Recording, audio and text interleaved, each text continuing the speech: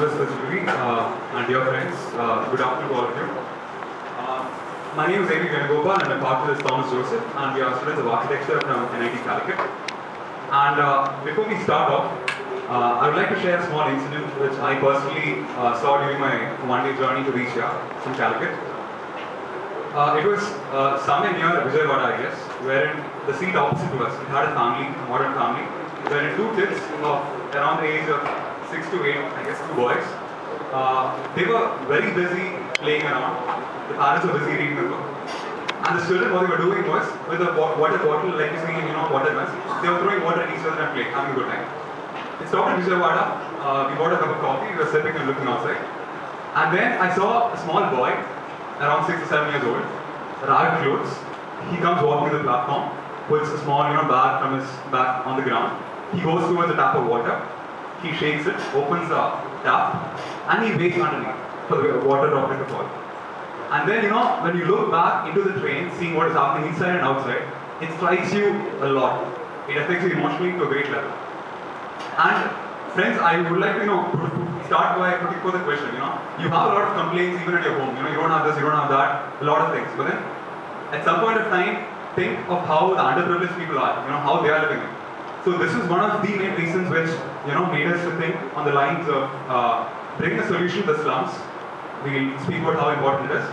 And hence we came up with a retractable and mobile low-cost home for the economically underprivileged people, mainly targeted at removing the slum issue faced by Mumbai and many other places around like Liberia and Kenya, Japan and many other places.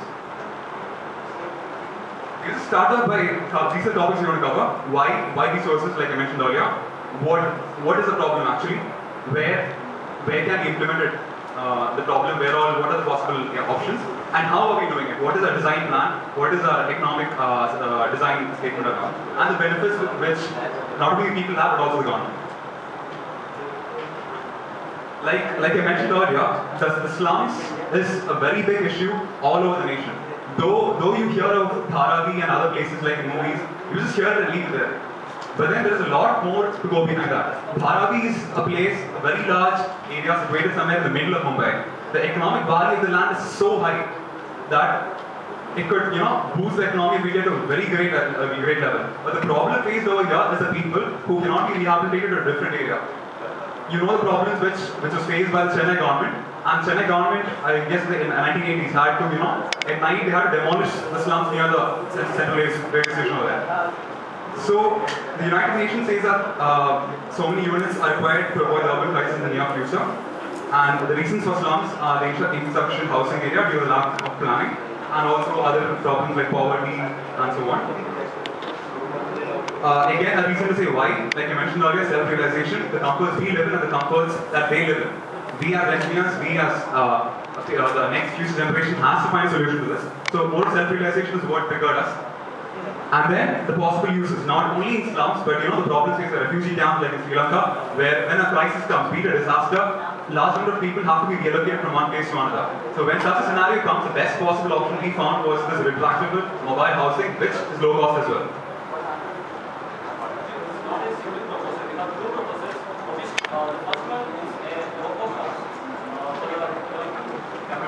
And the second proposal is for refugee camps or construction sites where you need to shift the levels in a time when you go to the other country.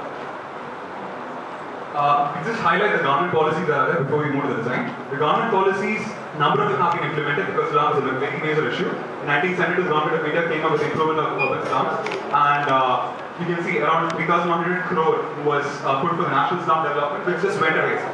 According to our plan, which is very cost efficient, I guess 1/10 of this or even less of this amount is sufficient. It's a cycle we start. It's a chain process. We start by the government, a small investment, which you or I can also invest. It starts, the chain starts going. It benefits a large number of people. It's a self-sufficient process. And there was a general policy as well.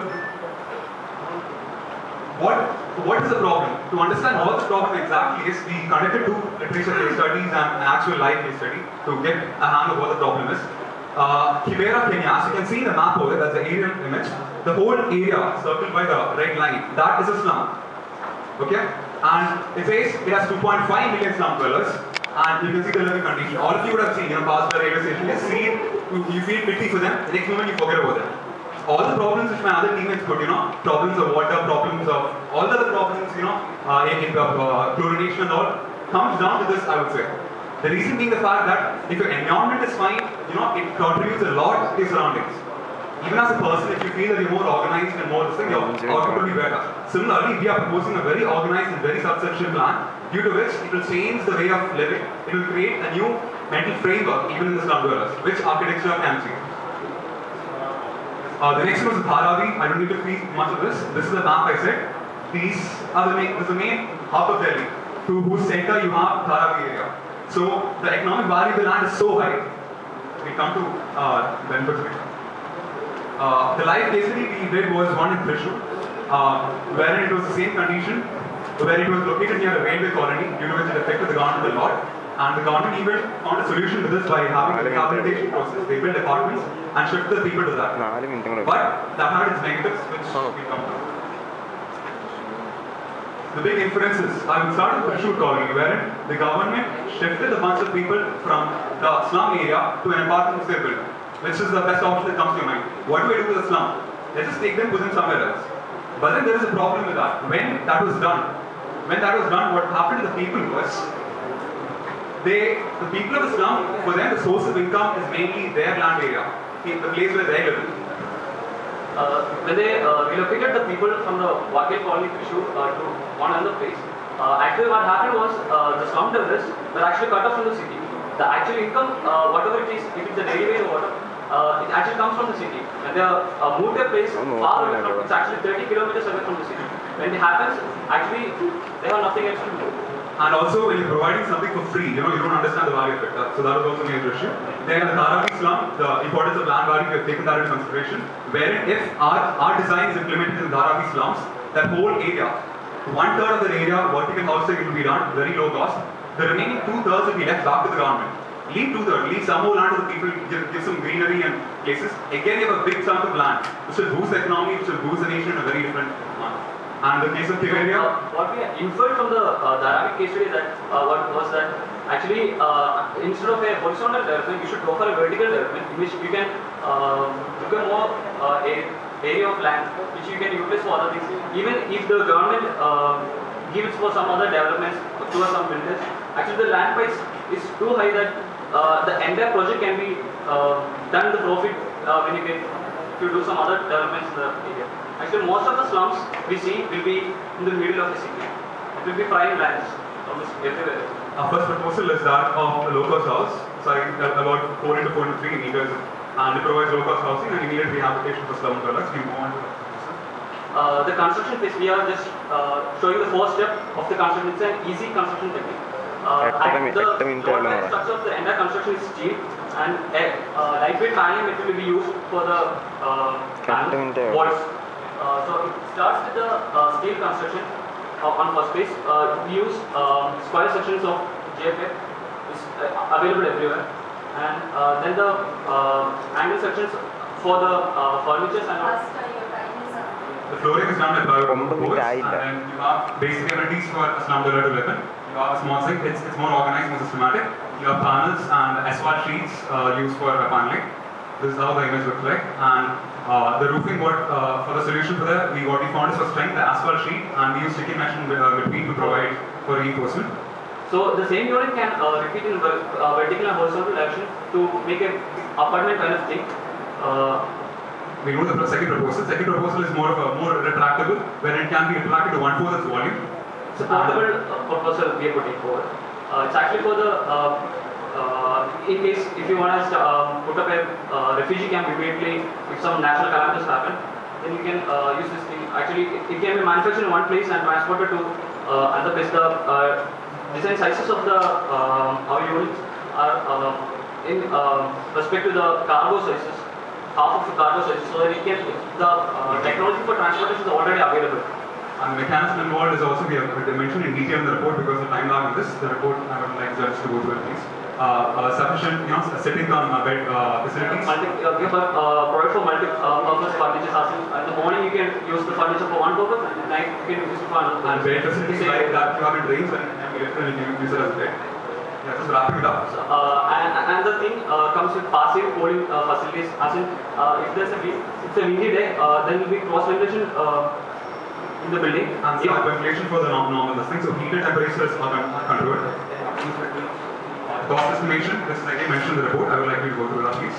So it actually comes for almost 50,000 rupees each unit, excluding the labor. It's only the material cost. What we are proposing is that if we actually train the slum dwellers for 1 week or something like that, That's okay. about the construction Labor cost is minimum for this. we can actually make them to construct the thing.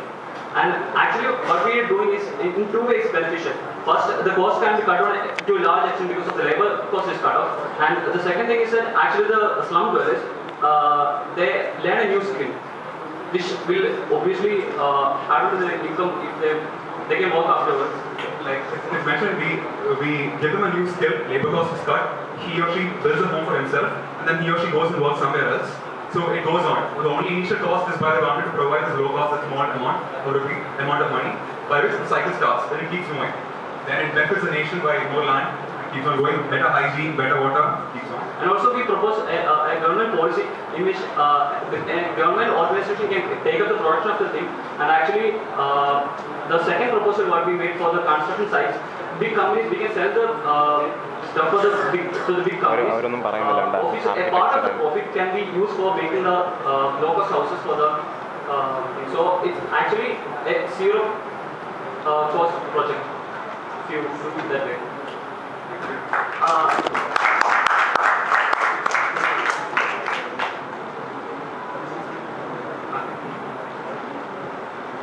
Actually, we have got a 3D model of the proposal.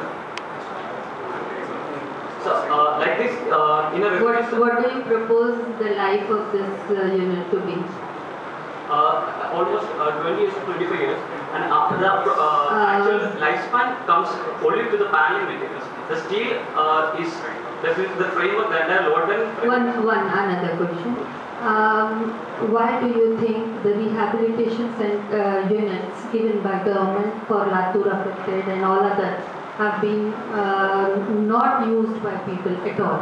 Actually, and why would they use your units? Actually, when it comes to the case study we did in Thrissur, they moved these people to another location. What they did was they rented it out to some other people. Some mafia came and took the place, and they came back to the area location. Just actually because there are 2 reasons. The first is that they don't have a value for the thing when they get it for free. It's not really only the value. There is something you are thinking of putting it universally. There need be anywhere. There is something which is context, very important for the house. In our project, there is a constant. There's a constant part and a variable part. The steel structure is available everywhere in India. It's a constant part, and the material it depends. It's sustainable. I mean, so it will look different in different parts of the parts of India. The material, it's locally available materials are used for the. In case like in Kerala, we have to look for the rains and everything. And moisture content in the panels can reduce the lifespan a lot. But machines can, it has its own benefits. So different materials can be used. In different parts of India, it will be different. Okay. One basic question, you showed the slums in the initial stages and you mentioned the problem. What about the problem of sanitation here? Actually, for the portable thing, we have provided for a toilet facility in the thing, in the proposal, to which let's say units is coming. You are doing right now. Now you are doing about This house, it doesn't have a toilet inside the house.